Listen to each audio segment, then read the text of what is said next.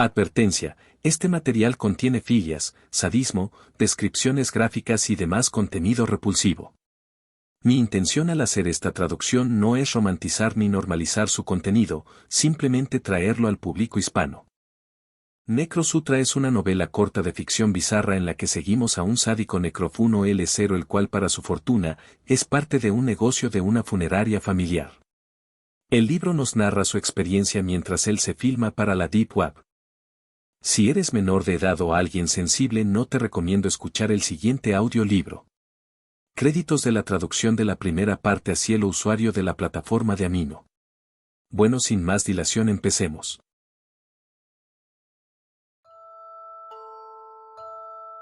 Lo más importante que hay que recordar al tener relaciones con un cuerpo es dejar la cara en paz. A menos que sepas que puedes salirte con la tuya, en cuyo caso puedes divertirte mucho haciendo nuevos orificios realmente geniales. Ajusté la cámara y me aseguré de que estaba grabando. Es posible que los familiares quieran ver a sus seres queridos por última vez antes de que sean enterrados o incinerados. Si se dan cuenta de que a la abuelita le falta un ojo donde le limpiaste la cuenca para tener relaciones por el lóbulo frontal, se van a enfadar un poco. Sonreí, pero llevaba una máscara, lo que impedía que mi expresión facial subrayara mi seco ingenio. Miró el reloj. Sabía que tenía que darme prisa, si no mi padre le pillaría. Di una palmada, como en los negocios. De acuerdo, dije a mis seguidores, estáis viendo a Django Man, el cuerpo Casanova, y ese era mi consejo principal para los Nexoi.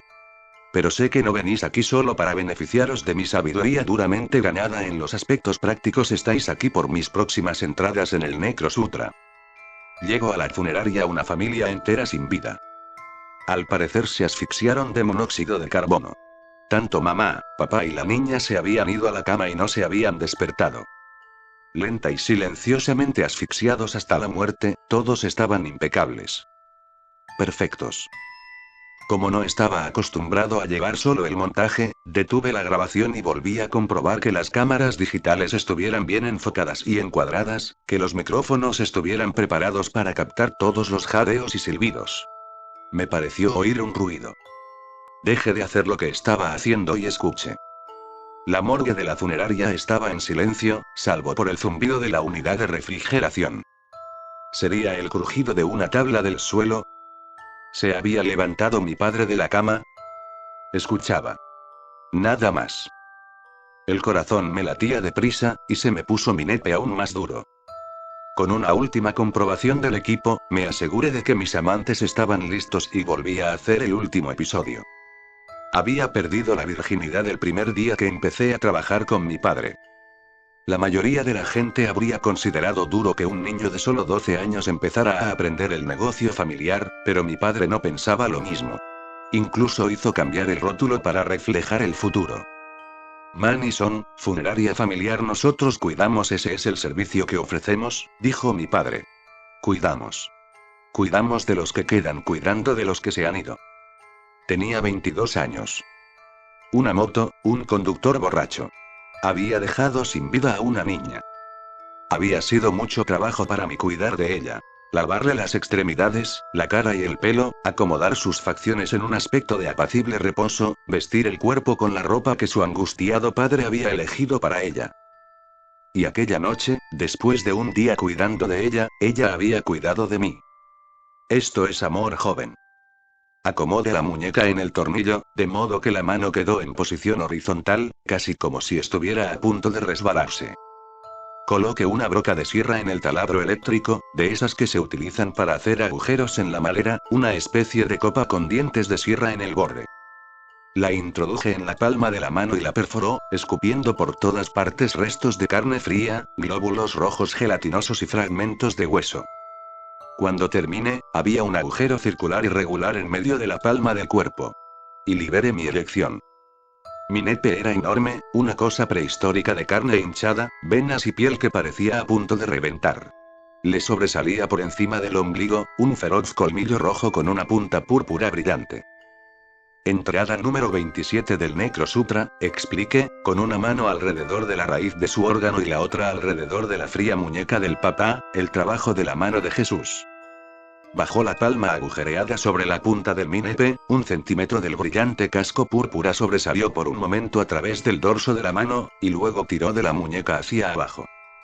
Cuando había atravesado 1/3 de su longitud, soltó la muñeca. La mano estaba empalada en él. Bombeó las caderas, dejando que otros 10 centímetros se deslizaran a través de los estigmas, con un ojo en el visor invertido de la cámara para comprobar qué aspecto tenía. El problema de amar a un cuerpo siempre ha sido la falta de participación de la otra parte, expliqué, y durante mucho tiempo algo tan simple como una paja era imposible, pero ahora, gracias a un poco de bricolaje estigmatizado, una paja de nudillos post-mortem es totalmente posible. Siempre le gustaba empezar con algo un poco desenfadado y divertido. Sabía que era diferente, y de vez en cuando se había preguntado si su sexualidad era un recurso directo de la mansión familiar y el negocio de ser el de una funeraria, o si era solo buena suerte. Pero aunque me sentía más cómodo rodeado de cuerpos que de vivos y, desde luego, solo me provocaba la carne en la que el pulso se había aquietado, me encontraba aparentemente solo. La entrada número 28 hace uso de la sierra de perforación una vez más. Empuñando el taladro eléctrico con ambas manos, coloqué cuidadosamente la broca de modo que la copa de la sierra de corona enmarcara el ombligo del papá. Luego apreté el gatillo y perforé el vientre flácido del cuerpo. La extensión de mediana edad se sacudía alocadamente mientras los dientes de sierra giratorios masticaban. La piel, los glóbulos rojos congelada y las vetas de grasa subcutánea amarilla se extendían en espiral por la tripa tambaleante. El taladro era bastante pesado y se hundió hasta el portabrocas antes de que soltara el gatillo y lo liberara con un pequeño chasquido húmedo. Se subió a la camilla con el cuerpo, rodeando con ambas manos sus magníficos centímetros. A esta la llamo, hasta los huevos de tripas. Utilizándose a sí mismo como lanza, un timiglande en el desgarrado agujero que antes había sido un ombligo. Me estremecí. Sonreí a la cámara. Frío. Dije. Gimo de placer y hundí la mitad de mi nepe en los intestinos del cuerpo. Oh, sí, como tener relaciones en una bolsa de la compra llena de salchichas. Glóbulos rojos pegajosos y negruzca brotó alrededor de mi nepe. El cuerpo soltó un gas. Lo golpeó durante unos minutos más, intentando no reírse cada vez que el gas putrefacto salía del seco recto. Finalmente, se liberó y sacó del vientre del cuerpo 13 centímetros de duro tejido. Los putridos glóbulos rojos era tan buena como la vaselina en cuanto a lubricación, y se mantuve a tope apretando y frotando su colosal nepe mientras se dirigía una vez más a las cámaras. Y luego pasamos inmediatamente a la entrada número 29 del Necro Sutra. Con la mano libre, hizo una punta de lanza con todos los dedos y los hundió en la herida abierta. Una vez dentro, rebuscó hasta que pudo agarrar con firmeza y sacó un trozo de intestino grasiento y violáceo. Sacó medio metro de tubo digestivo frío y resbaladizo, luego otro, luego otro.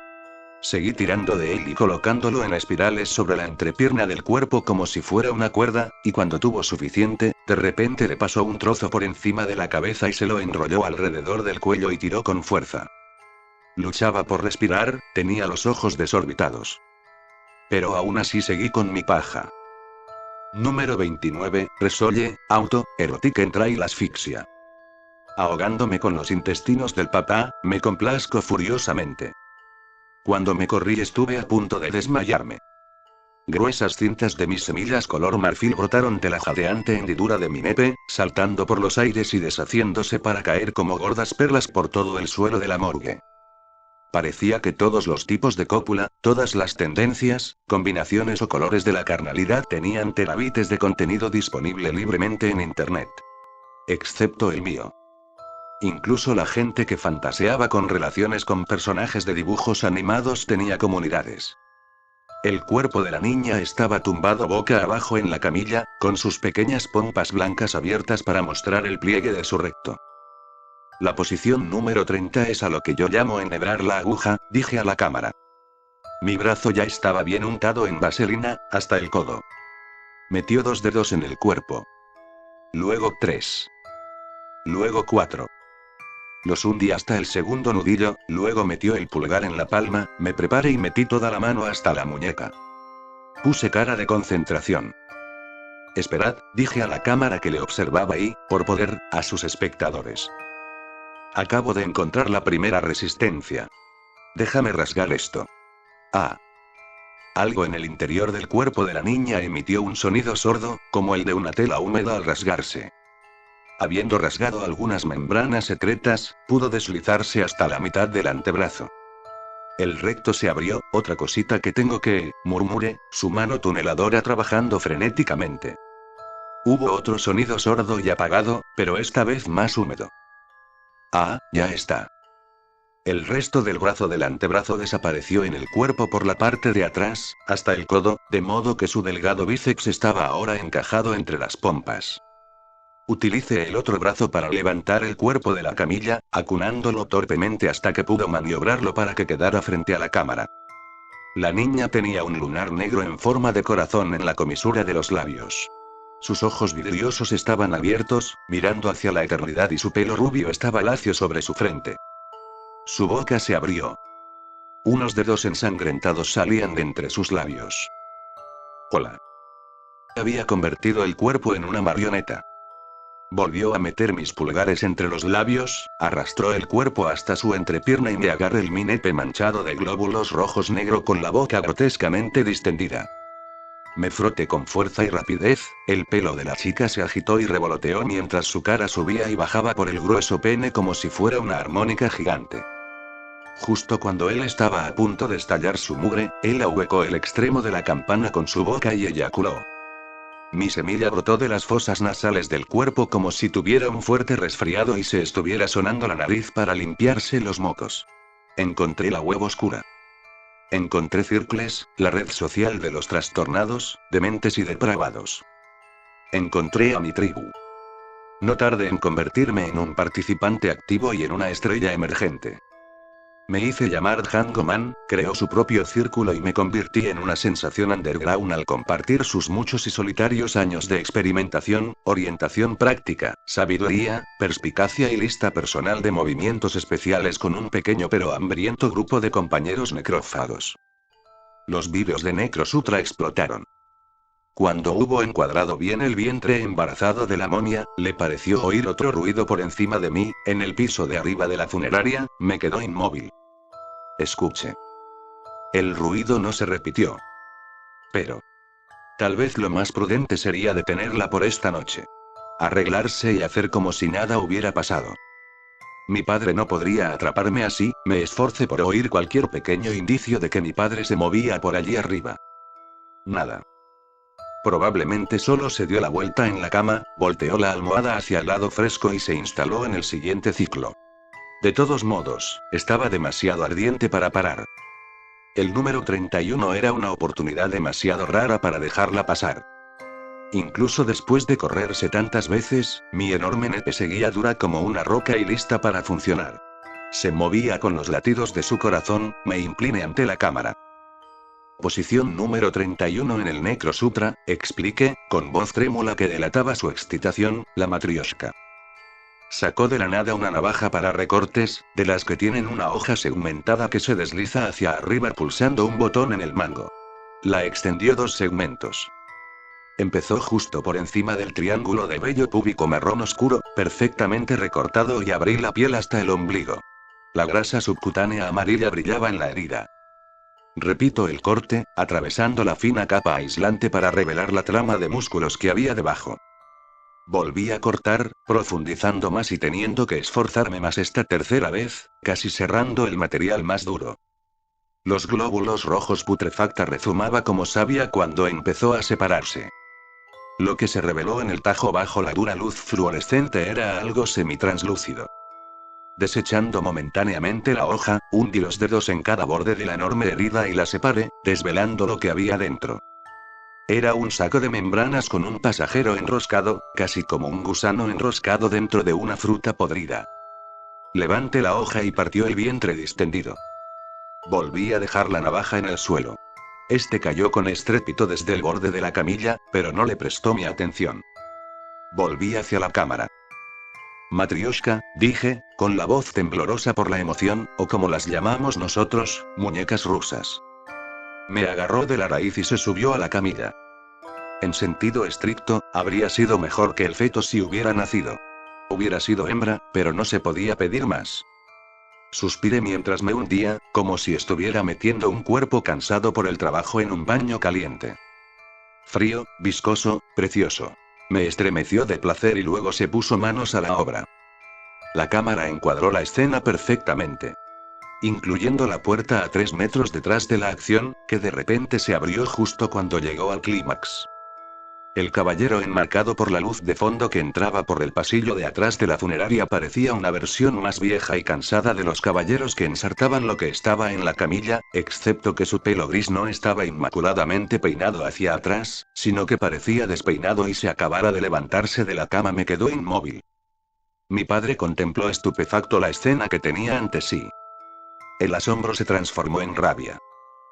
¿Qué demonios estás haciendo? Tú. Cada palabra fue mordida, cada sílaba de la pregunta retórica dura y odiosa. Yo me quedé boquiabierto. Luchó por ponerme de pie, de rodillas. Mi entrepierna se levantó. La cosa que tenía encima agité los brazos como si estuviera viva, aunque, aun si lo hubiera estado, no habría podido gritar. No con la boca tan llena que tenía las mejillas abiertas hasta las orejas. Yo. Dije, pero las palabras murieron entre mi mente y mi lengua. Miró hacia abajo, tragó saliva, me lamió los labios y volví a intentarlo. ¿Puedo explicarlo, padre? Los ojos de mi padre se entrecerraron. ¿Puedes explicarlo? Dijo mi padre, ¿puedes explicarlo? Explicar. Dio un puñetazo al marco de la puerta y rugió y entonces me dijo. Sabes que odio los segundos tiempos.